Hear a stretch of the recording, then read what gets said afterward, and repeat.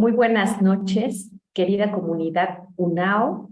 Es un gusto poderlos saludar ya viernesito 27 de enero de 2023, 8 de la noche, después de una semana muy exhausta, seguramente, porque todas las semanas son así, mucho trabajo, mucho que atender, pues estamos llegando a nuestro fin de semana. Y no quisimos irnos al fin de semana sin tocar uno de los temas más importantes para el instituto. Una servidora, Pati Reyes, les acompaña esta noche, muy contenta de estar acompañada de maestro Jaime Padilla Ramírez, subdirector académico de nuestro instituto, pero además pues es docente de nuestra especialidad en docencia y de la maestría en pedagogía.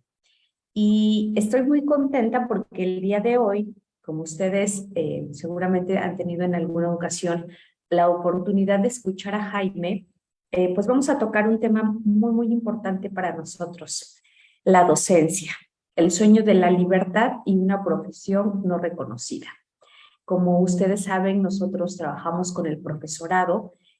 Nuestra máxima es que creemos en la educación como la herramienta de transformación social y cambio de condiciones de vida.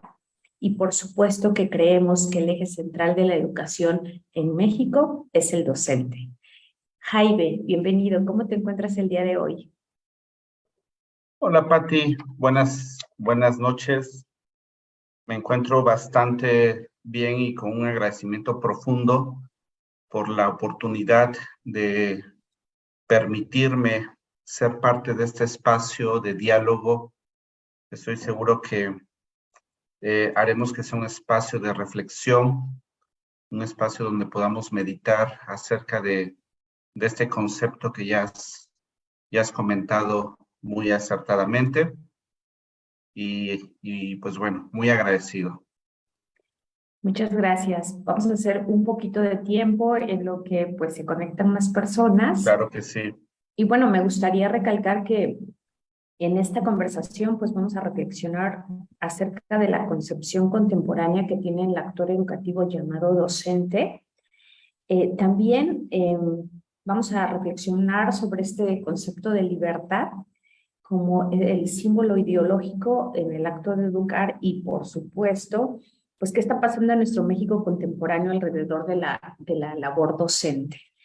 Oye, Jaime, me gustaría que nos contaras así muy brevemente, Sí. pues cómo llegaste tú a la educación y por qué te ha gustado los procesos formativos. Ok.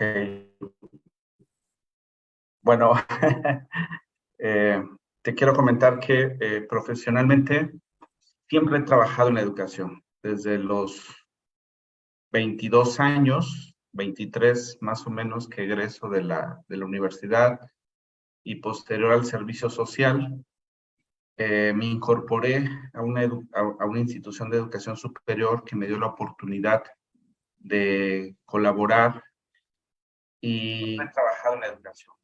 Y pues bueno,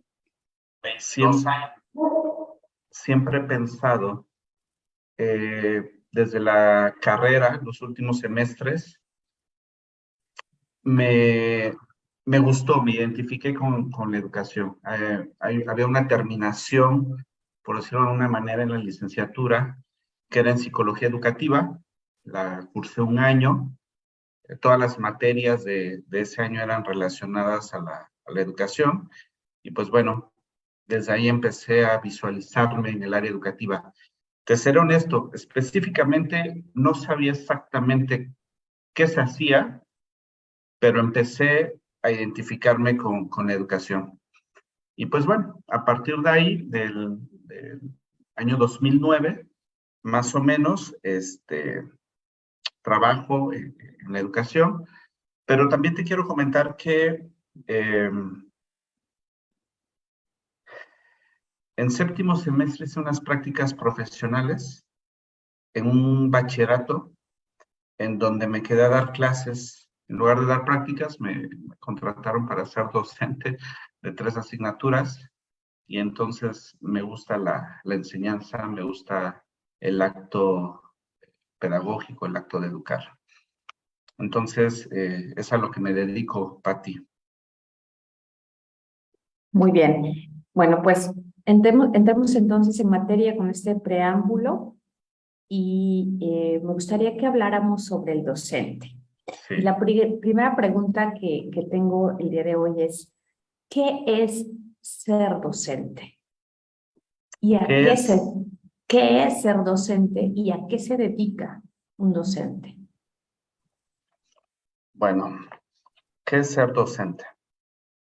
Primero quiero decirte que un docente es una persona, un humano, un ser humano, con, con necesidades como cualquier otra persona.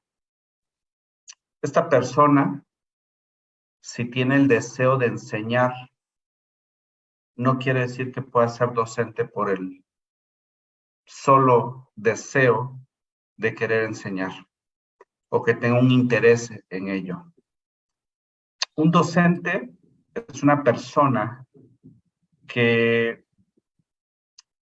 tiene la profunda convicción de que acompaña procesos de vida, procesos de formación, y no se limita, y no quiero decir que esté mal lo que algunas personas externan, pero es una visión limitada.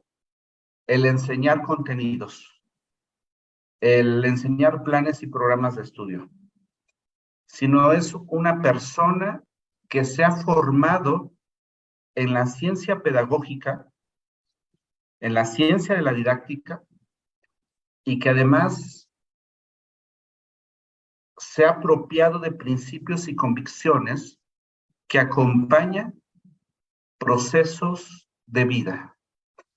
Cuando yo leo un texto, Patti, si me permites comentarlo, eh, escrito en 1996, que se titula La educación encierra un tesoro, de Jacques Delors, a mí me impresiona, hay un párrafo que habla sobre la misión de educar. Desde mi experiencia, esa fue la primera vez que tuve contacto, no con una definición de educar, sino con una intención. Y cuando digo una intención, me refiero a ¿para qué se educa? Jacques Delors dice que la misión de educar es hacer que todas las personas, fíjate lo complejo de esto, hacer que todas las personas desarrollen sus potencias y su capacidad de creación. Hablando de todas las personas, estaríamos hablando en el planeta Tierra de 8,000 millones de personas, ¿no? La segunda cosa que dice es que cada persona se responsabilice de sí mismo. Yo como psicólogo te podría decir que eso tiene que ver con un proceso de autonomía.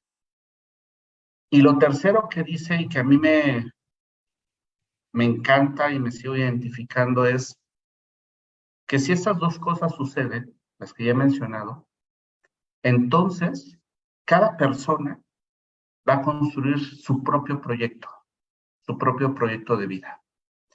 Por eso te quiero decir que un docente es aquel que ha generado la conciencia de que está acompañando un proceso de vida, un proyecto de vida, sea cual sea la etapa de desarrollo del estudiante, sea pequeñito, sea adolescente, sea adulto. Como dijo Juan Jacobo Rousseau, la etapa es perfecta. No hay una etapa mejor que otra, simplemente es la etapa y es perfecta. Entonces, eso es lo que hace un docente. Entonces, ¿quién es un docente? Primero es una persona que se formó, pero antes de eso déjame decirte que no solo previo a formarse para ser docente, nació para ser docente. Hay una tesis en un libro maravilloso que se titula ¿Quién es bueno para enseñar? Escrito en 1984 por un francés de nombre Roger Gilbert, que dice que un docente es quien está psicológicamente apto para ser docente. Bueno, no sé si respondo, pero perdón, creo que no puedo evitar de repente ampliarme un poco en esto. Es muy interesante la manera en que empiezas a describir estas características porque abres muy ampliamente dos cosas. Una, ¿cuál sería la esencia de la labor docente? Y dos, bueno, que ser docente suena que no es nada fácil. Hablas de características y un tanto innatas, ser apto, pero también ser formado para la docencia. Y en ese sentido estamos hablando no solo de vocación, sino también de una profesionalización y más allá de eso, de este desarrollo personal, pues que se necesita para tener esta visión de cuidado y de amor hacia todas las personas que toquemos de la edad con la que trabajemos. Y esto me lleva a la siguiente pregunta. Entonces, pues en este pleno siglo XXI,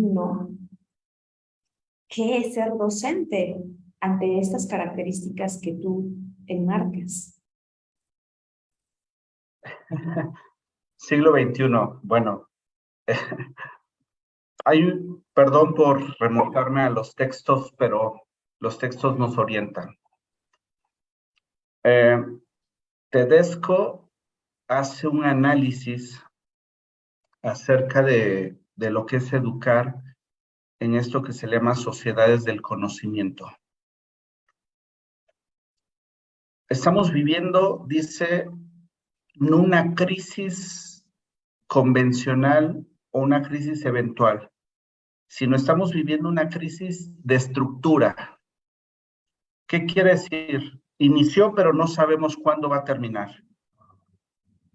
En un ensayo escrito, no recuerdo el autor, pero es una antología del doctor Gerardo Meneses, dice, todo está en crisis.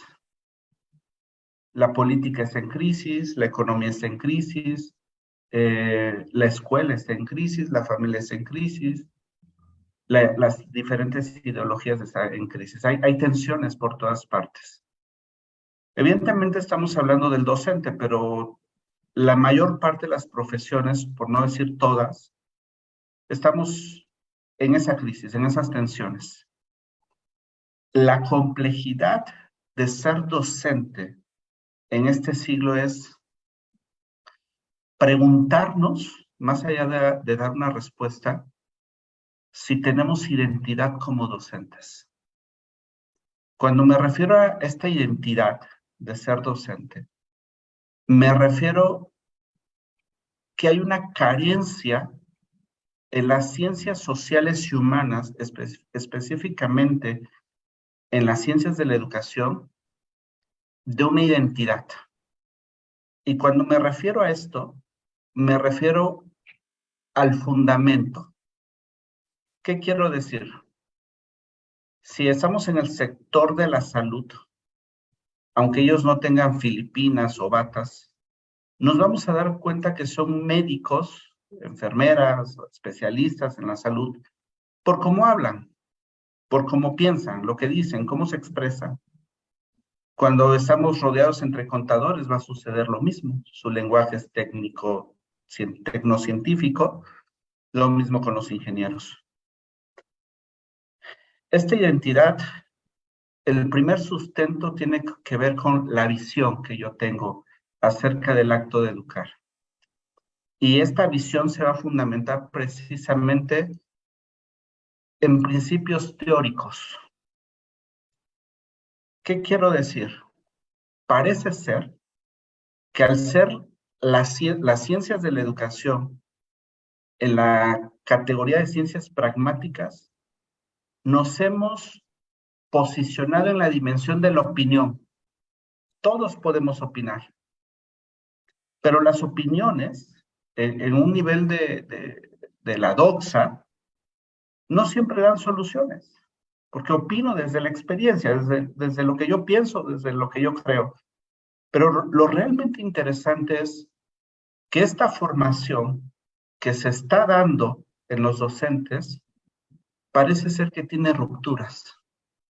Y estas rupturas son con relación a los diferentes objetos de estudio, porque la docencia se supone que tendría que abarcar todos los objetos de estudio, y dos, con relación a la sensibilidad de a quien se le está enseñando, es decir, quien está aprendiendo. Pero esa sensibilidad no es algo automático, esa sensibilidad tiene que ver con cuánto yo reconozco de esa etapa del desarrollo. Bueno, eso es por un lado lo de la formación.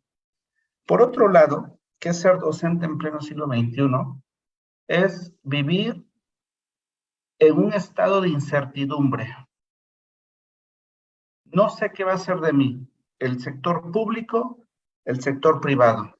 ¿Qué es mejor? Tampoco lo sé. Pero a mí me parece que ser docente actualmente está relacionado, y espero que ya estén escuchando esto, a procesos burocráticos, a estar lejos de la familia, lejos de nuestros lugares de origen, y eso no es malo, está bien, a condiciones precarias, como lo dice Pablo Latapí, a situaciones no tan favorables para llevar a cabo nuestra labor. ¿De dónde viene eso? Eso no lo generan los docentes. Lo generan precisamente las políticas públicas. ¿Cómo se quiere subsanar esto? Romantizando la labor del docente, lo cual no es posible.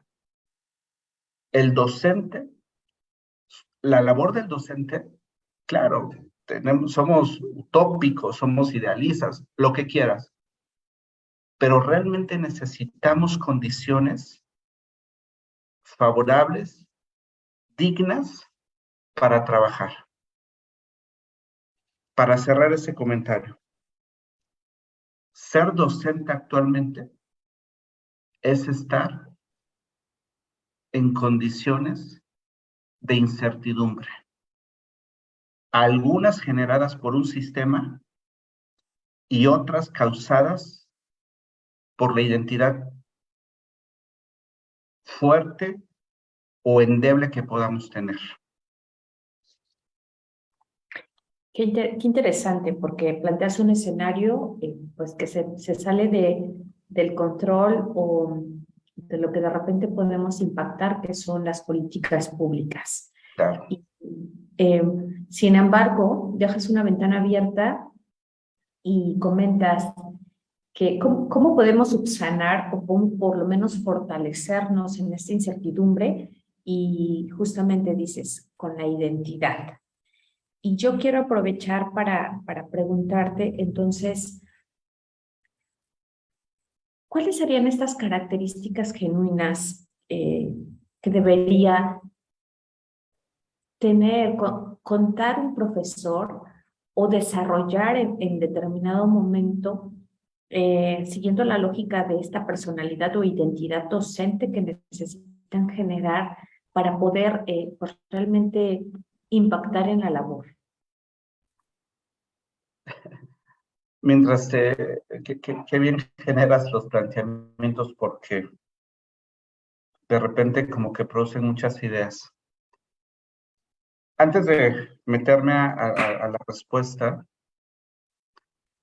¿te has dado cuenta que las ciencias o las profesiones normalmente no cambian tanto sus nombres? Es decir, los médicos son médicos o doctores y punto. Los contadores son contadores y se acabó.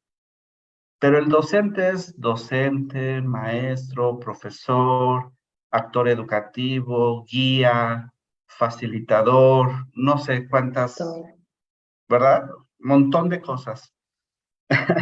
Y eso es porque, perdón lo que voy a decir, pero hay una atmósfera académica de ego.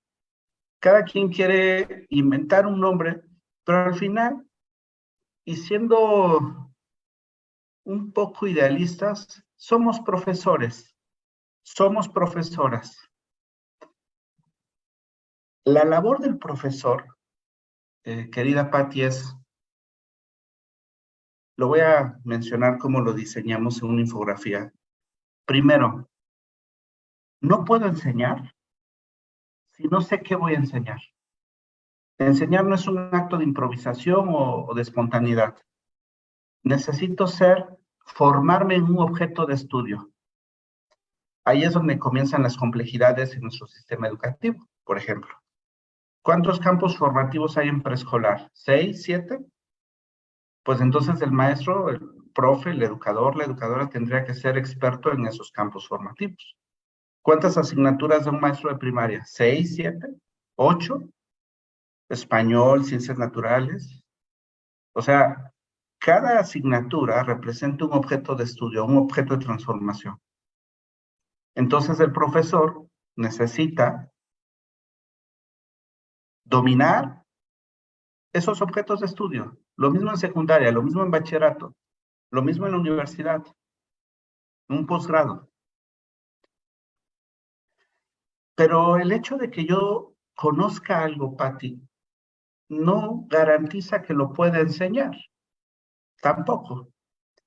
Entonces viene una situación, una ciencia muy específica, que es parte de las ciencias de la educación, que es la didáctica.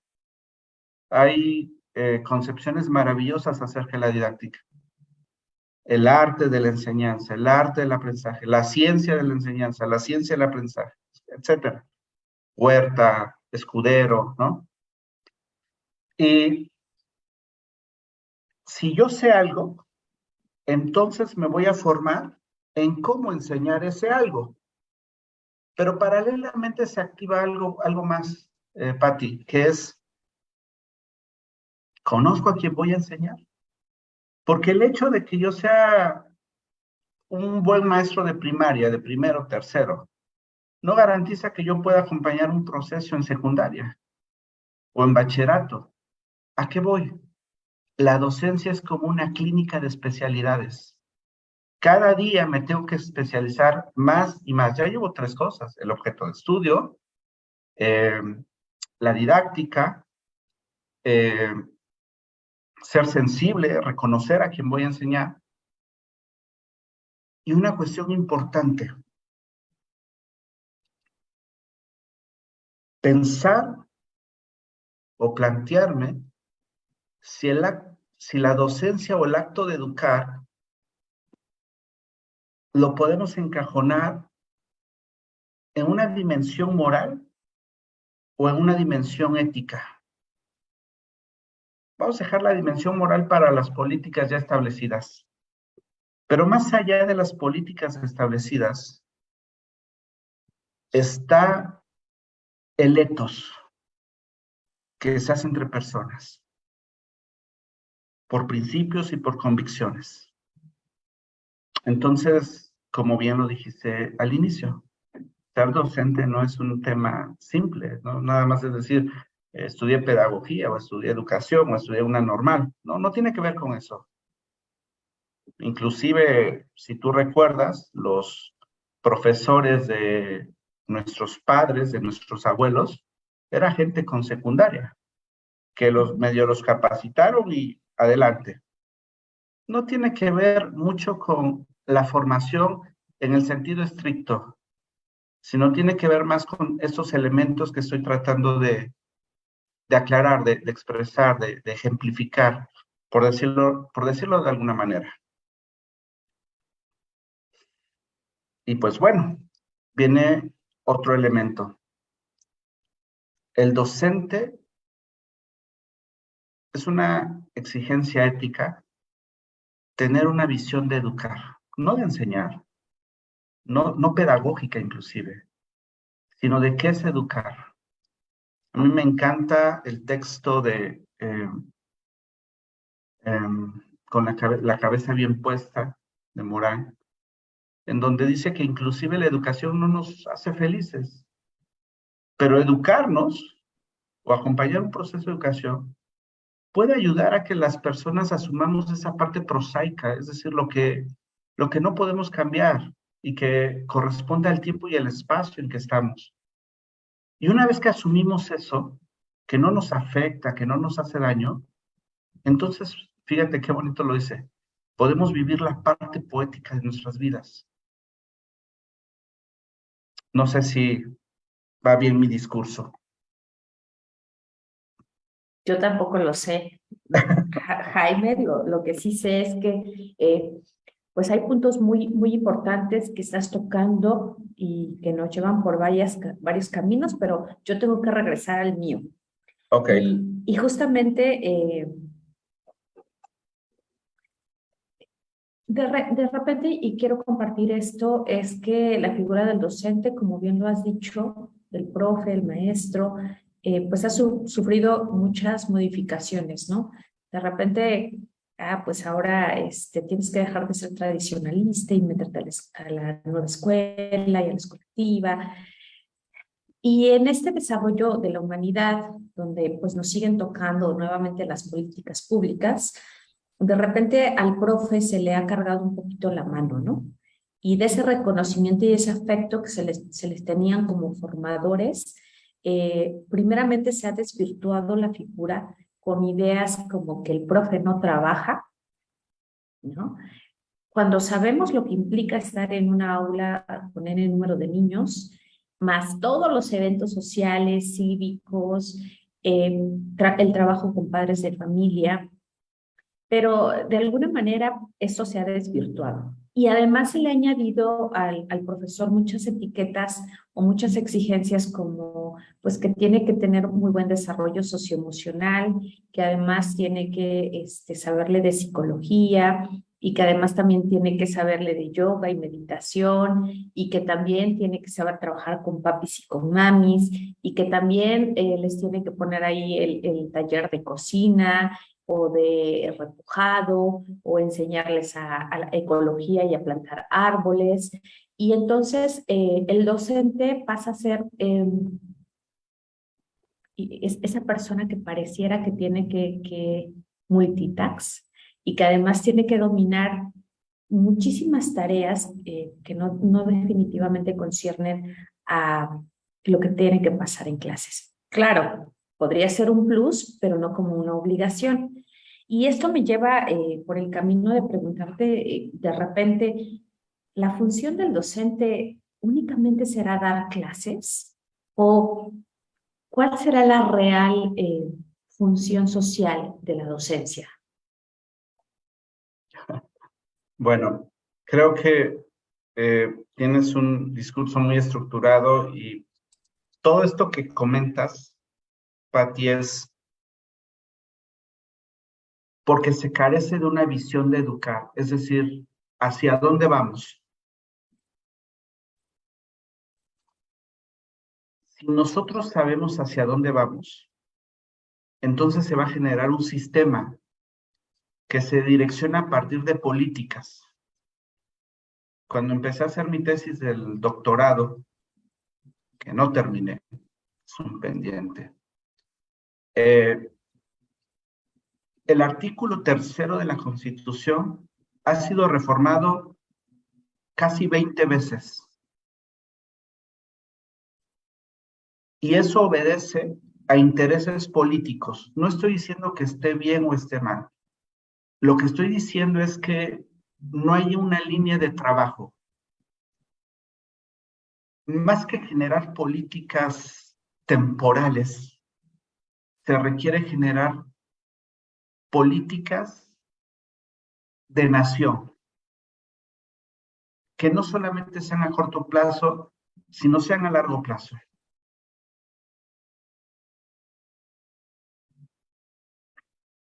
Si nosotros, si el sistema no tiene una identidad acerca de lo que es educar, imagínate como teléfono descompuesto cómo se va a transmitir eso en todas las esferas, desde la gestión pública o la administración pública, a los centros escolares, los directivos, la docencia.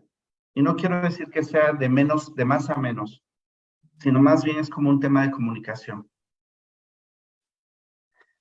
Por otra parte, y siendo más fríos, la didáctica es una ciencia. Entonces, si la didáctica es una ciencia, somos científicos de la enseñanza, somos científicos del aprendizaje. Y en una ciencia hay metodologías. Lo maravilloso de esta ciencia es que es una ciencia pragmática, es decir, hay infinidad de posibilidades a partir de sus posturas teóricas.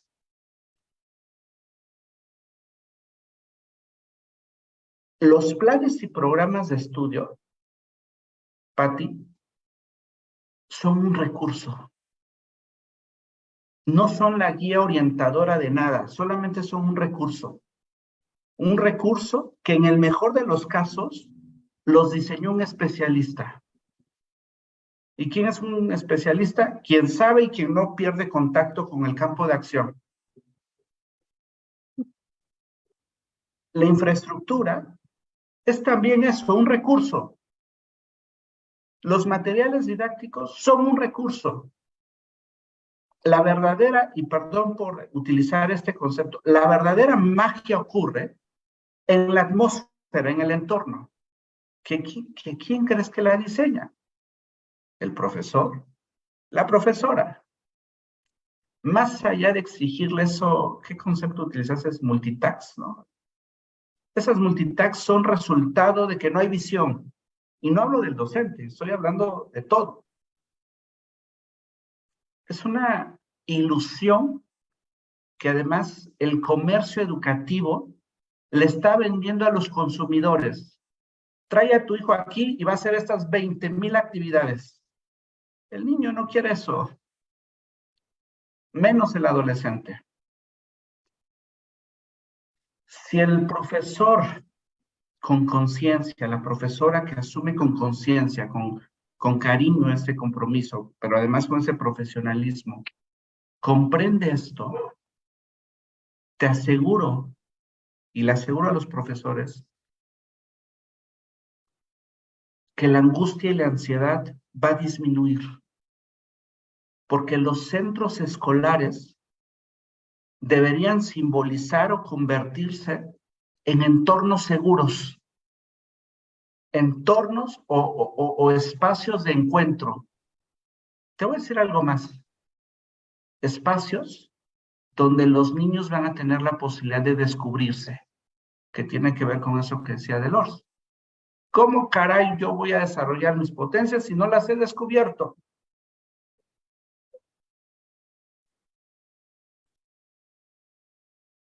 No sé, podemos pasar a la siguiente pregunta. Podemos pasar. Bueno, dijiste algo muy interesante, la visión de educar, ¿no?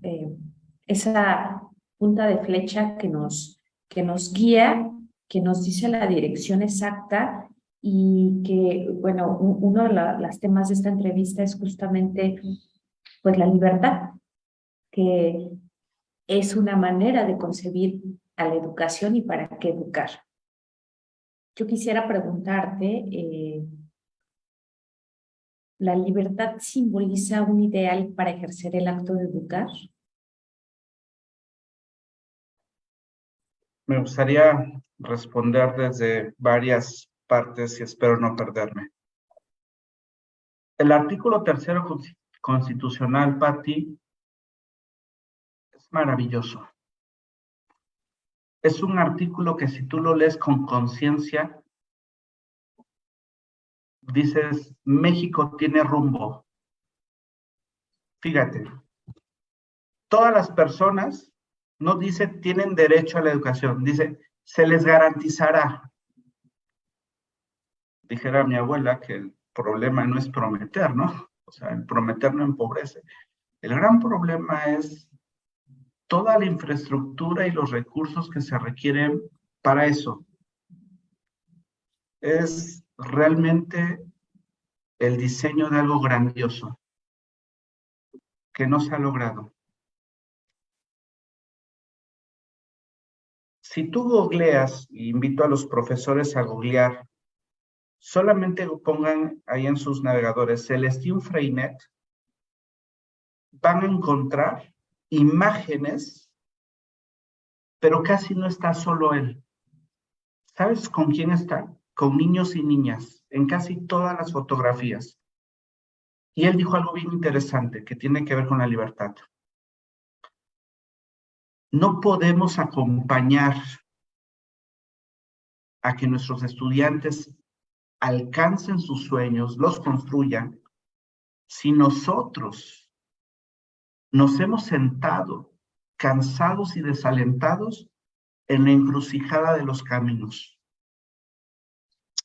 Voy a empezar a aterrizar mi idea. La libertad tiene que ver con el descubrirse, descubrir nuestra esencia, descubrir nuestra naturaleza. Si yo no descubro mi esencia, si yo no descubro mi naturaleza, va a ser muy difícil por todas las vendas que voy a tener poder construir un proyecto de vida que me haga feliz. Este mundo que hemos creado es un mundo que va detrás de cosas que nos dan satisfacción temporal.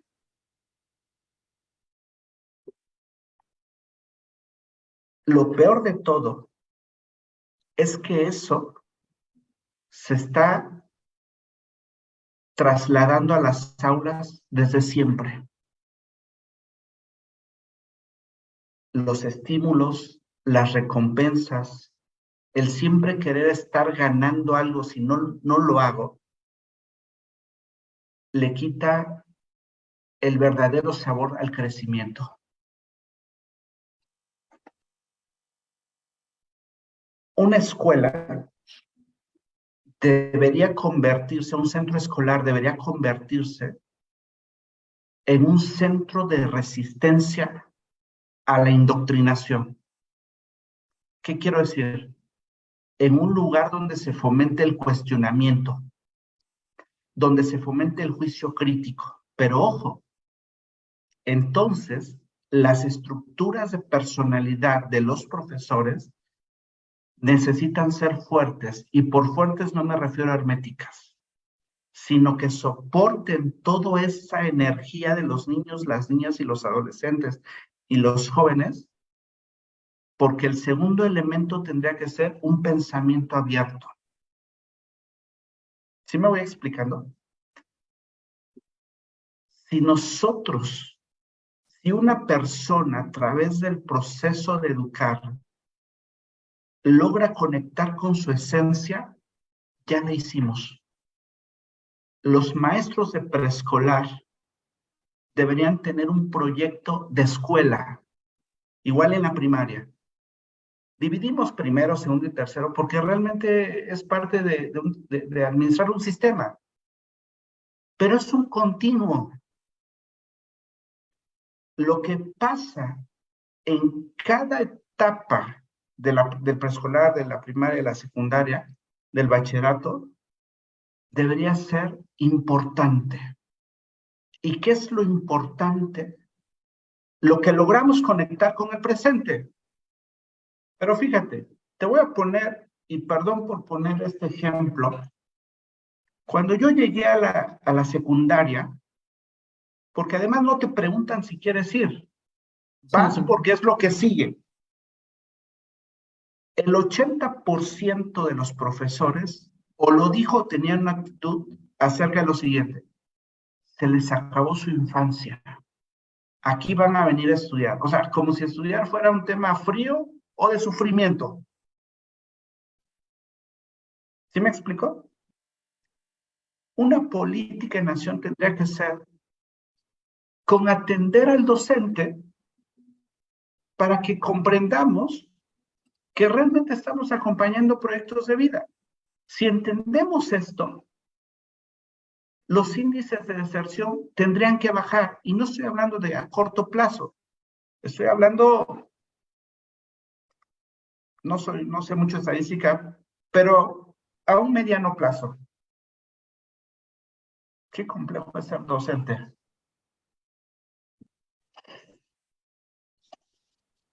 Bueno, ya cuando lo pones así, sí suena a mucha complejidad, pero sus bondades tiene.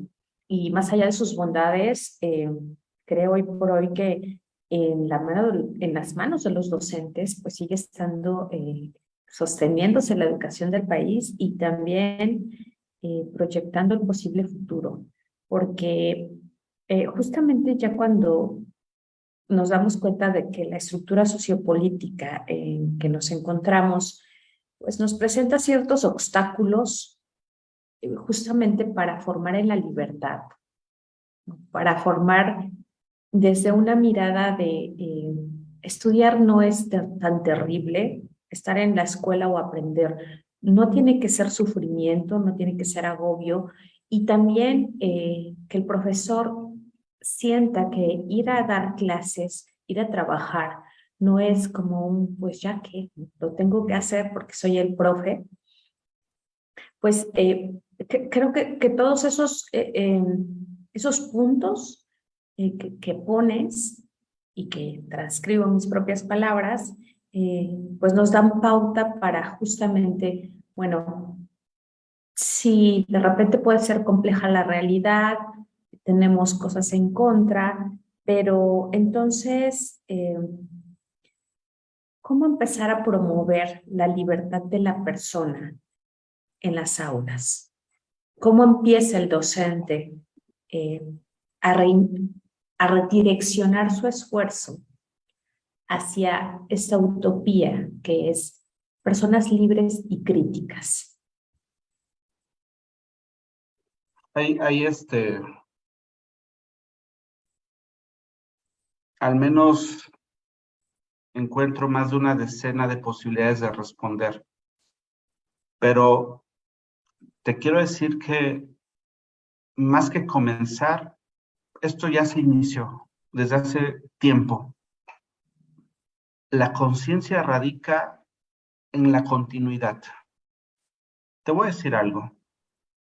Paulo Freire, en Pedagogía de la Autonomía, dice, yo puedo estar en desacuerdo con un profesor, voy a hablar así como con una mirada corta, micro. Yo puedo estar en desacuerdo con un profesor, con una profesora, en sus posturas, en su mirada, su forma de pensar, de actuar, lo que sea. Pero lo que yo no puedo hacer, dice, es mentir sobre esa persona. Te lo voy a decir en otros términos, lo voy a compartir en otros términos. Un ser humano no es enemigo de otro ser humano. El profesorado deberíamos comprender que sea cual sea nuestra postura teórica, porque es necesario que tengamos posturas, por supuesto. Vamos remando en la misma dirección. Los invito a leer un texto maravilloso de José Jimeno Sacristán, La educación que aún es posible, la escuela que aún es posible. Y dice que a veces los profesores nos sentimos solos, ¿no? Así como me esfuerzo, pero no lo reconocen, o me esfuerzo y me siento cansado, o veo pocos resultados. Pero los foros, los congresos, las mesas de trabajo, las mesas de diálogo, los consejos técnicos, los posgrados, ¿no? O sea, donde nos vamos a formar, nos encontramos con gente que va haciendo sus esfuerzos en la misma dirección. ¿Qué quiero decir? Los centros escolares tenemos la oportunidad, porque la legislación lo permite, en hacer una línea o dos o tres de trabajo. Cuando hablo de líneas de trabajo, Pati, me refiero a cosas bien definidas y que todos nuestros esfuerzos vayan encaminados a eso. El profesorado ha logrado muchas cosas a partir de la lucha política, de la lucha sindical, y eso es bueno. Lo terriblemente peligroso es como lo menciona Fromm en el texto que precisamente se le conoce como el miedo a la libertad, que es que cuando las personas logran que se les respeten o se les den sus derechos, esos derechos dejan de ser derechos y entonces los empiezan a defender como privilegios. Y ya no me importa si los que vienen no tienen derechos, a mí me importa lo que yo he logrado. Y eso ha causado divisiones. Los sindicatos están bien, pero los sindicatos entre ellos no son enemigos o no deberían ser enemigos.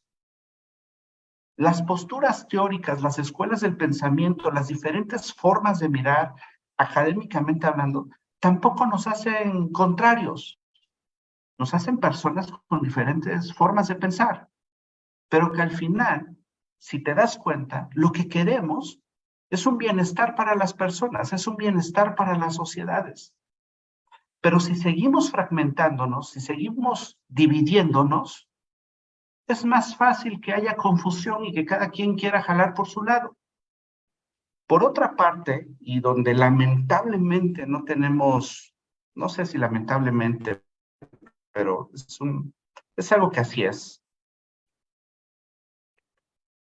¿Quiénes administran el sistema educativo? ¿Quiénes diseñan las políticas públicas? No se requiere, Patti, ser profesor o profesora, se requiere, ¿sabes qué? Ser buena persona. Aristóteles decía que dice, la política, decía, es la ciencia del Estado. Y la función del Estado es hacer feliz al hombre, es hacer feliz al ser humano. Si las personas están preparadas para hacer un sistema de políticas, deberían estar pensadas para todos los sectores sociales. Hay un economista que dice que no hay países pobres, hay países desorganizados. En un país desorganizado, la primera manifestación de la desorganización, ¿sabes cuál es? La corrupción. Yo no creo que en México, yo desconozco de dineros, pero yo no creo que en México no haya dinero o no haya un presupuesto destinado, porque lo hay y en los informes lo dicen. ¿Sabes qué pasa? Que no se está materializando. Las escuelas siguen casi igual que en la década pasada. No hablo de maestros, no, hablo de infraestructura, aquí sí. Entonces, ¿qué tenemos que hacer? Hacer conciencia en la unidad. Te voy a poner un ejemplo, cómo se puede hacer esto en el salón. Bueno, no te conté, pero tuve la oportunidad de ser director de primaria un año. Yo quería ver cómo funcionaba una primaria, así que agradezco esa oportunidad. ¿Sabes qué hacen los maestros cuando dos niños se pelean o tienen sus altercados? Los separan. Y esa manifestación, esa conducta, se repite en la vida adulta. No puedo estar con aquella persona que me es diferente. Cuando las diferencias se manifiestan en la infancia, por decirlo de alguna manera, es una oportunidad para reflexionar en la posibilidad de convivir y no de separarnos. Entonces, el principio de la unidad tiene un fundamento bien sólido, que es el conocimiento. Si logramos, si seguimos fomentando esto, olvídate, los centros escolares van a ser fortalezas, van a ser lugares de aprendizaje, de crecimiento, de potenciar realmente. Es lo que puedo comentar. Muchas gracias. Y bueno, salen nuevamente muchos puntos, muchas vertientes interesantes para que podríamos seguir. Sin embargo, quiero retomar esta parte que me sonó muy interesante y que me acomodó muy bien en el pensamiento. Una de las principales dificultades a las que nos enfrentamos como sociedad, pues esta es cada vez la diversificación más de opinión, pero ante tal diversificación también nos encontramos con muy poca tolerancia hacia el otro, muy poca tolerancia a la diferencia, es decir, yo puedo ser diferente, pero si tú eres diferente a lo que yo pienso, entonces no me gusta, ¿no? Eso no cuenta, que es lo que justamente de la unión que tú estás hablando. Y entonces veo en el docente una oportunidad para hacer eco desde los ambientes de edades más cortas, como sería preescolar, hacia esta unificación, hacia la construcción de una mirada de una especie planetaria, como dice Edgar Morán, y que creo que podría ser una de las direcciones más interesantes y rescatables que podríamos tener. Actualmente cursamos por modificaciones nuevamente en nuestro modelo educativo y de repente pues es muy difícil encontrar dirección para los docentes, ¿no? Cambio tras cambio, modificaciones en horarios, modificaciones en vacaciones, modificaciones en calendario escolar, modificaciones en planes de estudio. Y entonces, definitivamente, encontrar una directriz que no se mueva a pesar de los cambios exteriores y que en este caso podría ser: trabajemos para la unión, trabajemos para el respeto, trabajemos para el cuidado, trabajemos para el amor y seamos esos centros escolares que enfrentan la crisis, que resuelven la crisis y no que se suman a la crisis. Y en ese sentido, creo que podríamos eh, alabar o dar un aplauso para nuestros profesores, pues que lo hacen desde las aulas. ¿Tú por qué piensas que actualmente esta profesión pues no es valorada socialmente?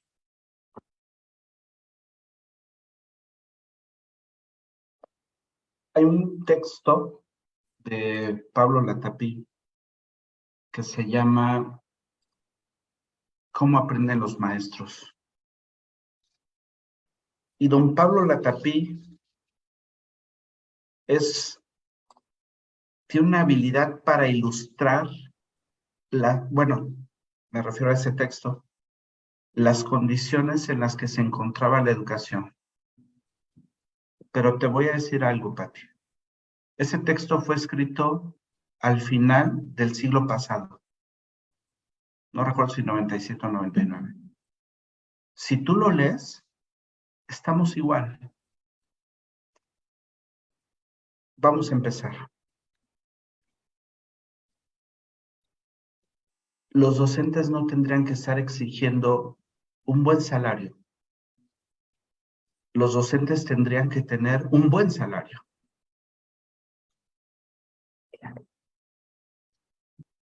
Se critica mucho a la escuela privada por los bajos salarios, pero la escuela privada tiene que estabilizarse porque también los impuestos que paga son increíbles. Que es a lo que me refiero con las tensiones. Hay tensiones por todos lados. Cuando tú reconoces, cuando el sistema logre reconocer la labor docente, y más allá de la parte social, me refiero al sistema en general, social, política, económica, el docente va a ser bien remunerado. Sea un docente que se encuentre cerca de casa, que tenga que viajar, que tenga que cambiar de estado, estar en una región, en un municipio, donde sea. no tendríamos, Patti, que escatimar en infraestructura. Pero por no escatimar no me refiero a derrochar, sino a tener lo necesario para crear una atmósfera donde nos sintamos con dignidad. Porque esto de que la persona tiene dignidad también es un concepto que establece la Constitución Política de los Estados Unidos Mexicanos. El respeto a la dignidad de la persona. No es un secreto que haya escuelas que no tienen agua, que no tienen luz, que no tienen pupitres, que no hay acceso para llegar ahí. No es un secreto. Si mejoramos, mejor dicho, si se establecen condiciones laborales dignas para las personas que ejercen la docencia, nos vamos a sentir reconocidos, por supuesto. Aunado a eso, si tenemos realmente infraestructura, recursos para ejercer nuestra docencia, también.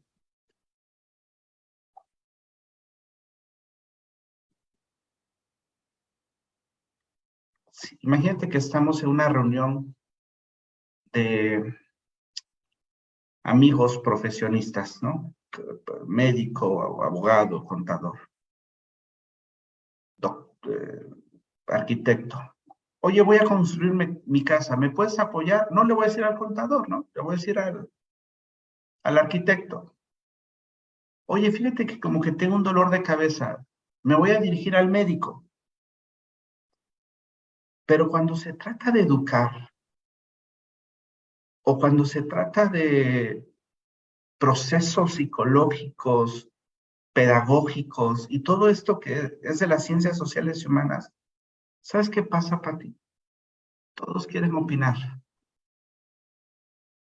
Y hoy en día está habiendo un no reconocimiento de parte del sector social, de las familias, de los padres, hacia los profesores. Y sé que eso es resultado también de muchas cosas. Pero haciendo un resumen, el docente vive con tensiones bien interesantes. Quiero añadir una más. Personal suficiente para los centros escolares. No es posible que siga habiendo grupos de 30, 35, 40 niños. No es posible. Si las condiciones laborales del profesor siguen igual, es porque no se les reconoce. No quiero ahorita comparar el sueldo de un senador, de un diputado con el de un maestro. No lo quiero hacer, porque no tiene caso. Pero el sueldo de un profesor simboliza el sustento de una familia.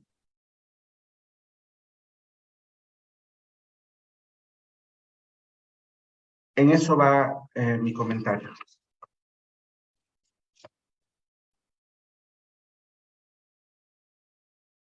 Muchas gracias. Sí, definitivamente muchos puntos que pueden poner el dedo en la llaga, pero que se tienen que abordar, que se tienen que mencionar, porque es una realidad vigente y justamente pues es parte de las condiciones que hoy por hoy hacen la realidad educativa del país.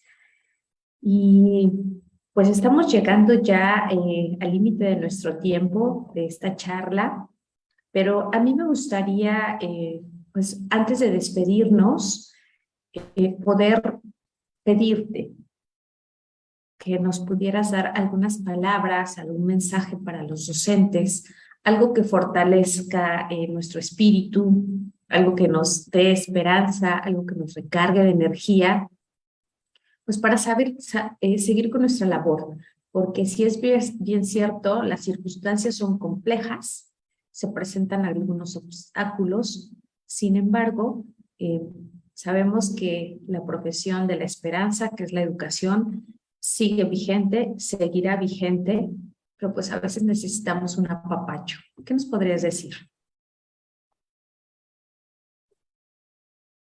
Cuando yo iba en segundo de primaria, Pati, yo no sabía leer.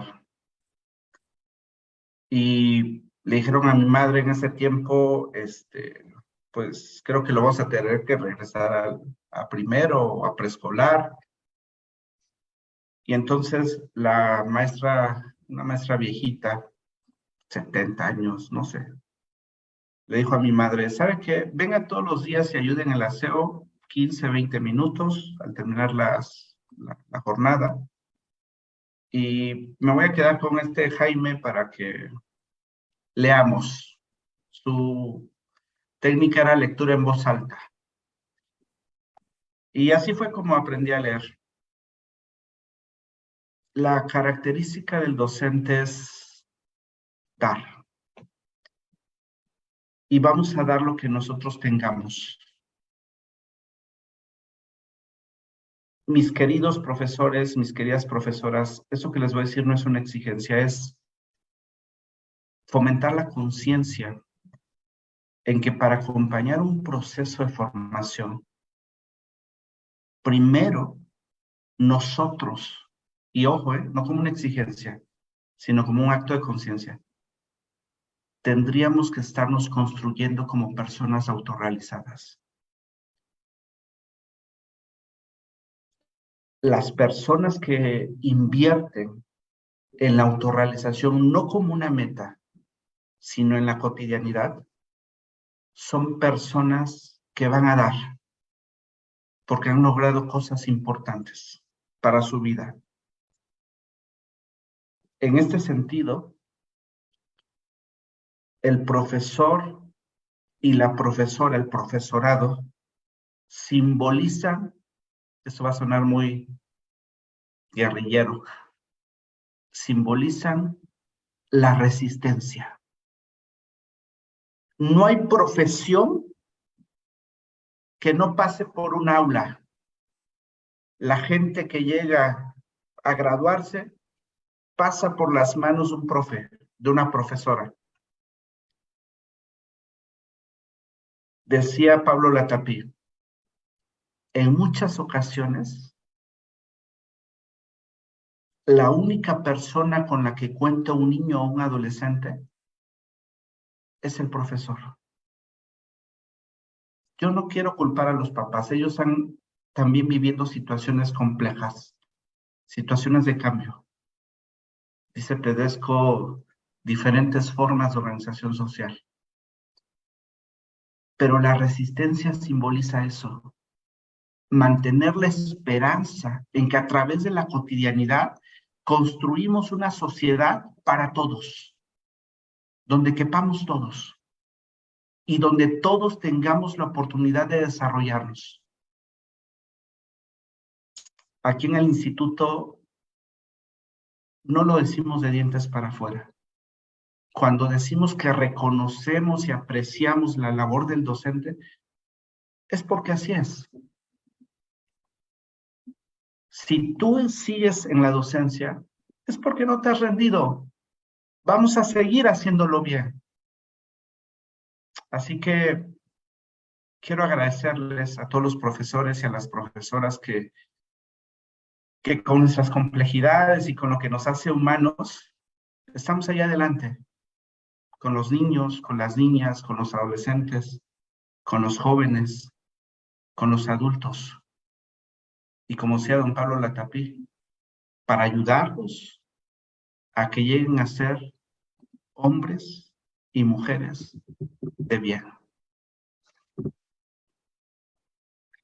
Muchísimas gracias, muchísimas gracias. Sin duda nos comportamos. Sabemos que aquellos que hemos decidido este camino de el trabajo con las personas, y que normalmente tiene que ver con un ámbito educativo, pues tenemos un compromiso muy importante hacia nosotros mismos.